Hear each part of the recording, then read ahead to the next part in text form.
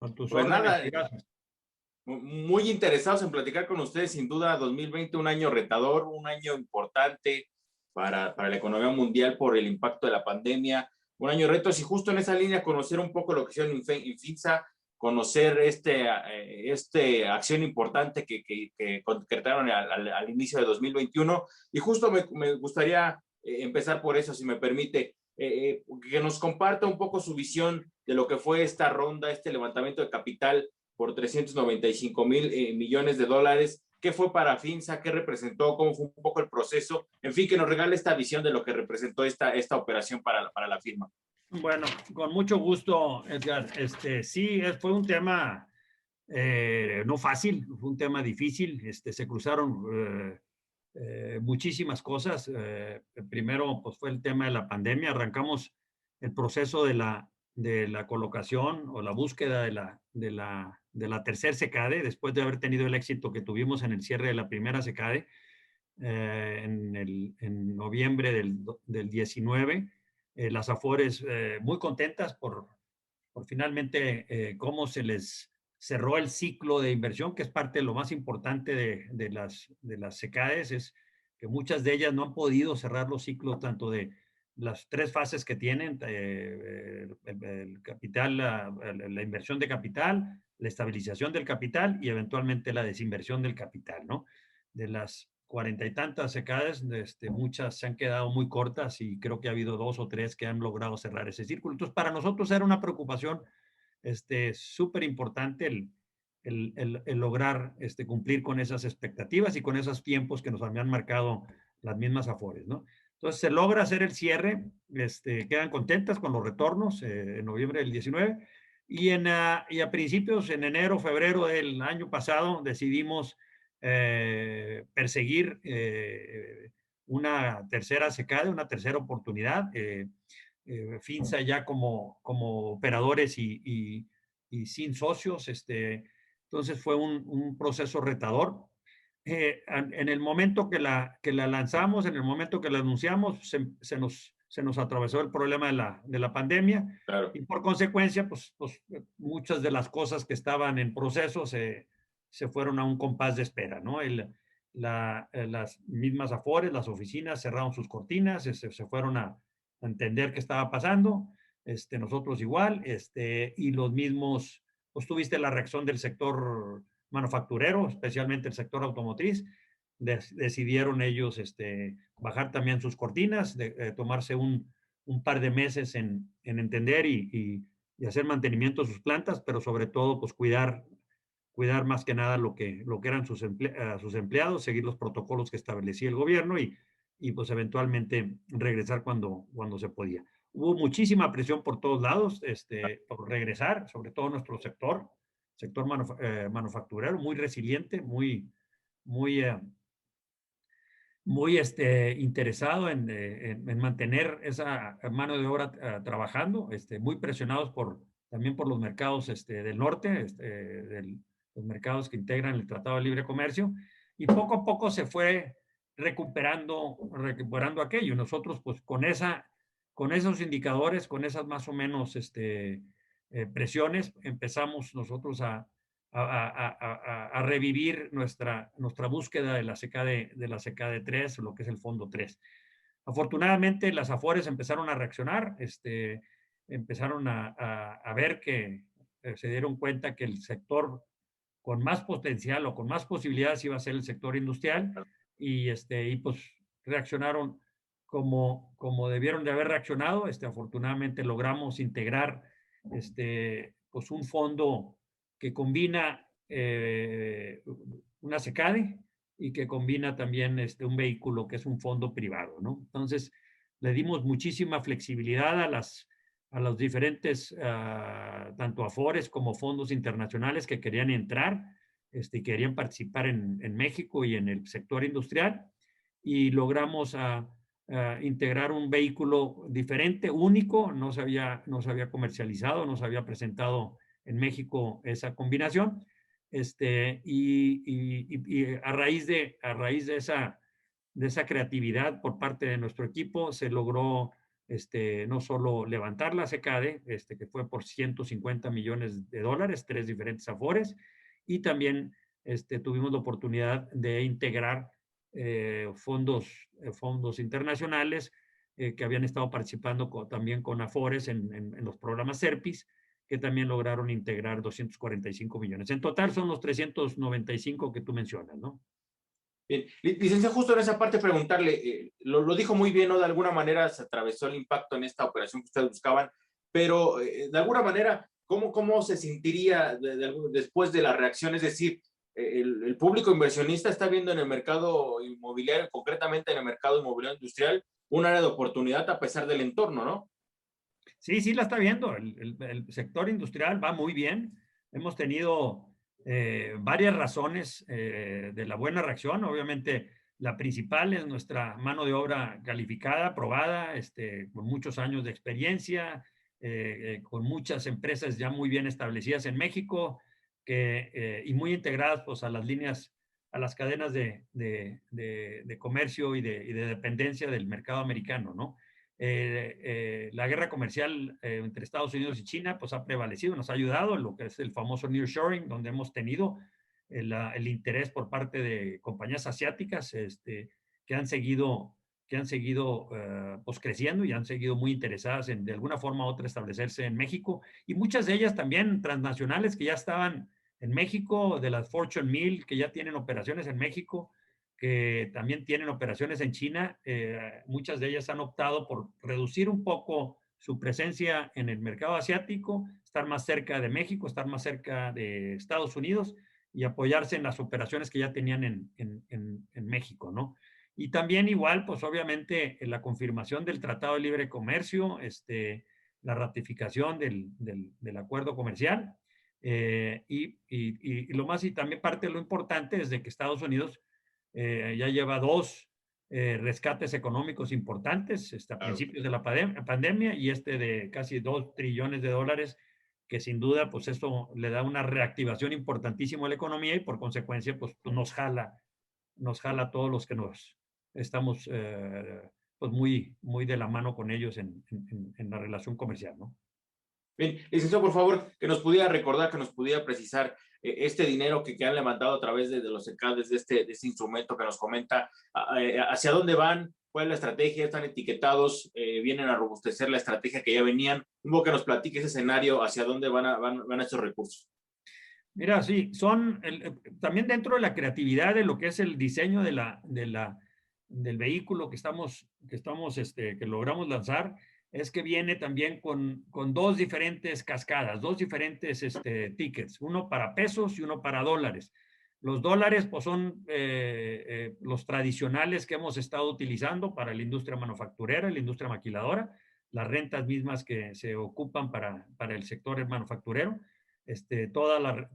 Por tradición, desde siempre, todo eso se ha rentado en dólares y se mantendrá en dólares, pero lo que hemos visto de mucho crecimiento a raíz de la pandemia, a raíz también igual del cambio que se está dando a nivel mundial, el tema logístico, el tema del e-commerce, que mucho de lo que se cotiza en ese sector, en esos sectores, es en pesos, ¿no? Entonces nos interesa estar muy presentes.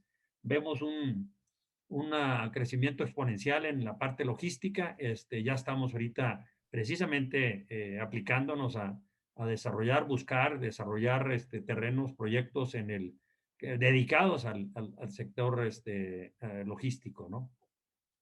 Bien, ya tendrían de alguna manera la región, las entidades en las que precisamente buscarán estos proyectos. Estamos muy casados con el triángulo entre Guadalajara, México y Monterrey, que esos son un triángulo que se atiende muy bien por parte de la parte logística, la parte automotriz, la parte manufacturera del norte, pero también estamos muy interesados en crecer, en seguir desarrollando la parte de la franja de la frontera, sobre todo la parte de Tijuana y Mexicali, donde vemos un enorme potencial. Esas plazas, tanto las del Pacífico como las del centro, como Juárez, pues han estado al 100% prácticamente de ocupación. Son indicadores importantísimos para nosotros. que nos hacen pues, buscar y eventualmente desarrollar algo diferente o algo nuevo en esas plazas, ¿no? Bien, ahora preguntarle, en esta visión, el arranque de año, ¿cómo han percibido el arranque de año? Y sobre todo que nos regale las perspectivas 2021, más o menos por dónde se moverán, cuáles serán las prioridades de FINSA para este año, en un entorno en el que si bien todavía no tenemos un panorama muy claro, de alguna manera se empieza a caminar. Bueno, la pandemia, hay que primero, pues es la prioridad número uno para todos, hay que terminar con ella, hay que vacunarnos, hay que resolverla, y para eso pues estamos pendiente de lo que se tenga que hacer para apoyar al gobierno federal, ofreciéndoles pues, edificios disponibles para que puedan establecer sus centros de vacunación o lo que sea necesario en las diferentes plazas donde operamos, ¿no? Estamos en 26, tenemos de 26 diferentes parques en México, entonces pues de ahí se puede distribuir muy bien y apoyar al gobierno federal. Esto es por un lado, y obviamente seguir los protocolos de aquí a que ya estemos más seguros con esta pandemia. Pero sí le vemos ya, de aquí a mediados de año, ya vemos pues un poco de regreso a la normalidad, y por consecuencia también nosotros nos estamos preparando para tener un extraordinario año en el 2021, y lo estamos viendo por la demanda misma que se está recibiendo por parte de peticiones tanto de clientes existentes que están pidiendo ampliaciones, o de empresas igual de asiáticas, o también igual europeas que están pues ya viendo la reactivación un poquito más cerca, ¿no? Bien, en esa lógica, licenciado, preguntarle un poco el panorama 2020, no quisiera dejar pasar esta oportunidad de conocer su opinión, cómo vio la reacción de la industria inmobiliaria en específico en el sector en el que ustedes están, en el sector industrial, y en esa lógica, si en 2021, como lo dice, y creo nada más conocer su opinión a fondo, es la dinámica, es decir, si ven grandes oportunidades para el crecimiento del sector inmobiliario industrial. Sí, sí lo vemos. Nada más hay que tener mucho cuidado, Edgar. Sí vemos unas enormes oportunidades. La demanda está ahí. La oportunidad para México está ahí.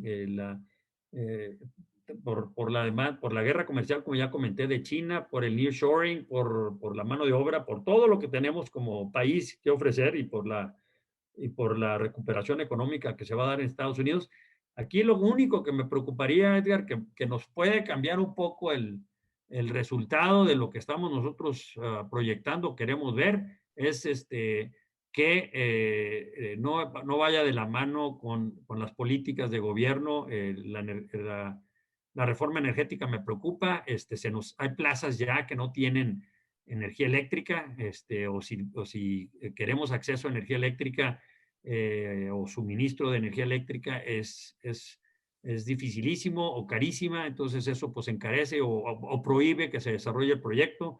La dependencia de la CFE, la limitación a energías o generación o energías renovables que de alguna forma u otra pues era una alternativa para nosotros para poder en un momento atender un proyecto de importancia. La CENACE pues nos ha retrasado el proceso de las autorizaciones. El gobierno de alguna forma u otra tiene que cuidar mucho eso por la urgencia que tienen algunos proyectos de reaccionar.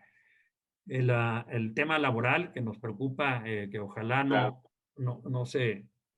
no se salga de las manos. Tuvimos un problema en Tamaulipas hace un par de años, creo que se tranquilizó, se controló. México siempre ah, se ha, se ha presumido en las últimas 2 décadas de ser un país muy estable en temas laborales.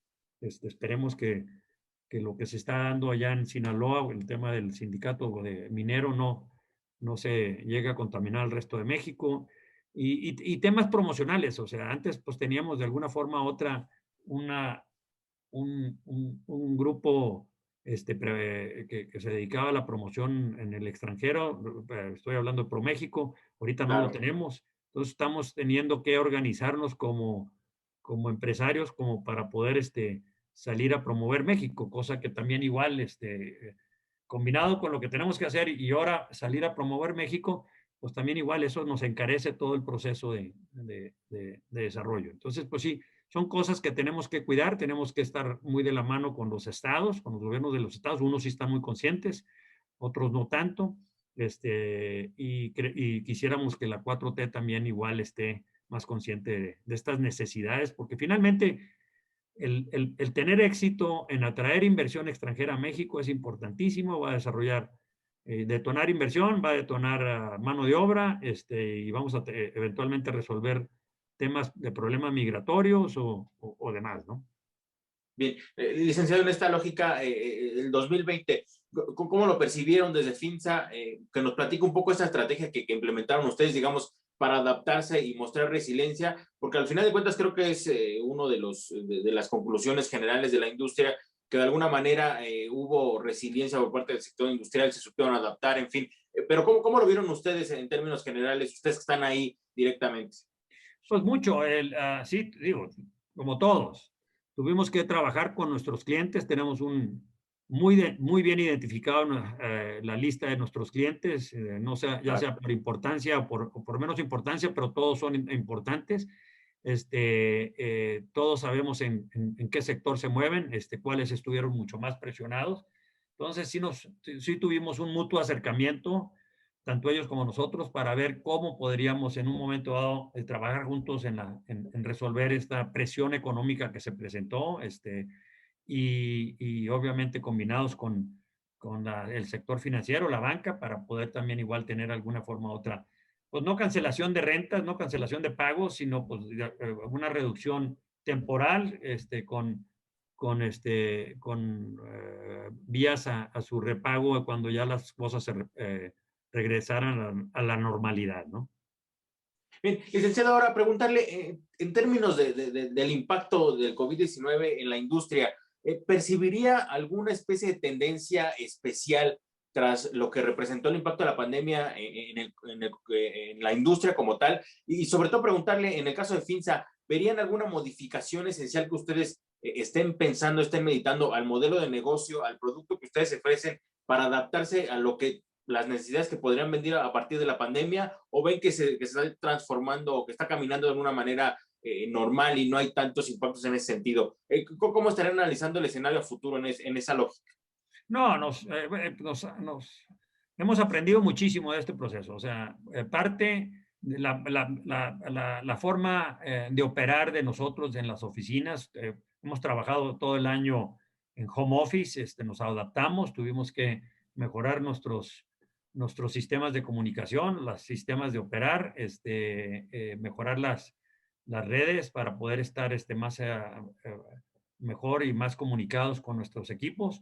Reaccionaron todos extraordinariamente bien, nuestra operación no sufrió, afortunadamente, y pudimos atender a nuestros clientes, que finalmente pues, son el, el, el, el principal objetivo. Pero también aprendimos a que el futuro pues tenía que cambiar. Los Claro. espacios, si bien en el COVID a lo mejor tenemos una solución, tenemos que aprender pues que a lo mejor tenemos que trabajar más distanciados, tenemos que darnos los espacios que nos merecemos, el tema de trabajar en áreas verdes, más apertura, en los mismos edificios, estar más consciente de lo que es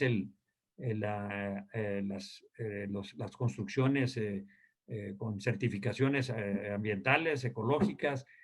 Todo esto hay que darle más peso para poder tener un mejor país y mejor ambiente, ¿no? Y obviamente cuidar mucho lo que nos dictó la pandemia de tener más espacios para poder trabajar. Entonces, todo eso pues está combinando en rediseño de algunas áreas de trabajo, tanto las oficinas como también las áreas de manufactura, ¿no?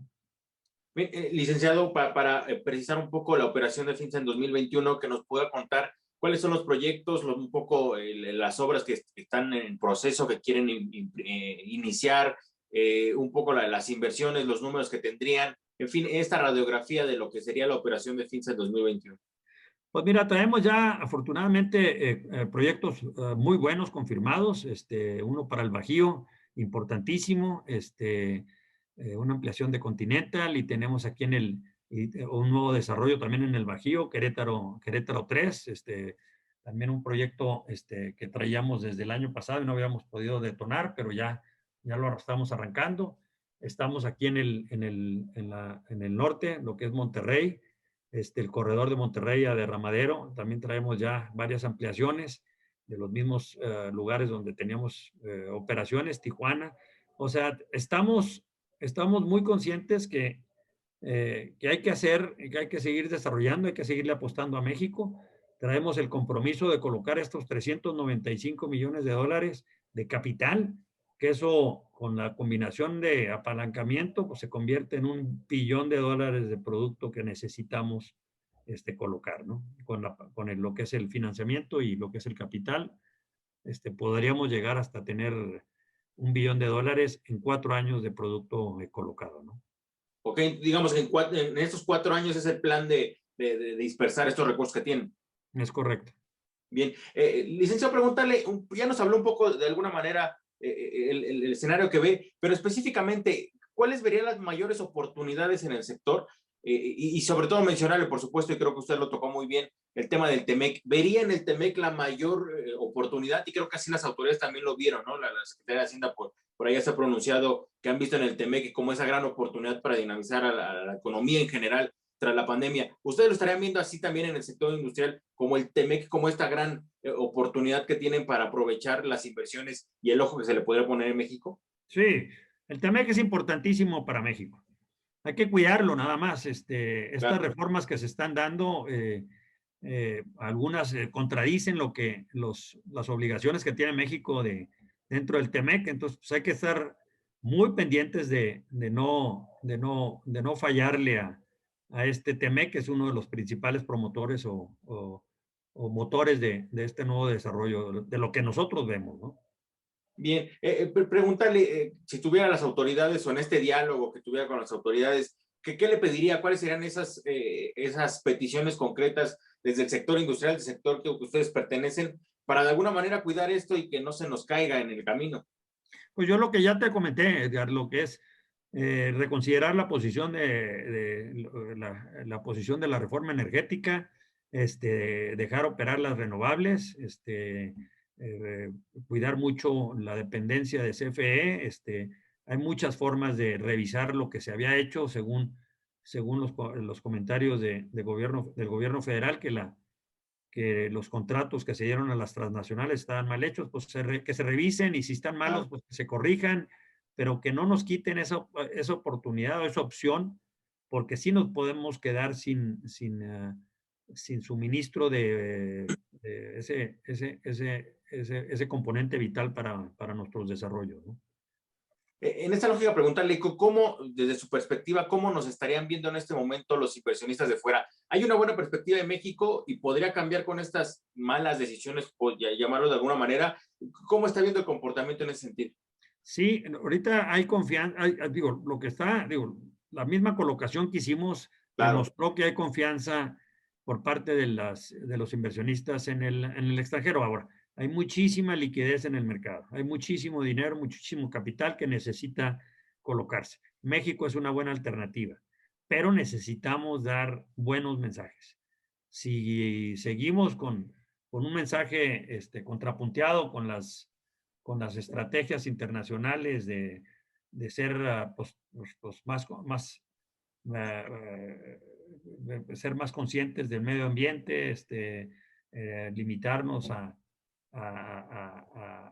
no estar conscientes de las necesidades laborales o demás, pues sí nos puede limitar.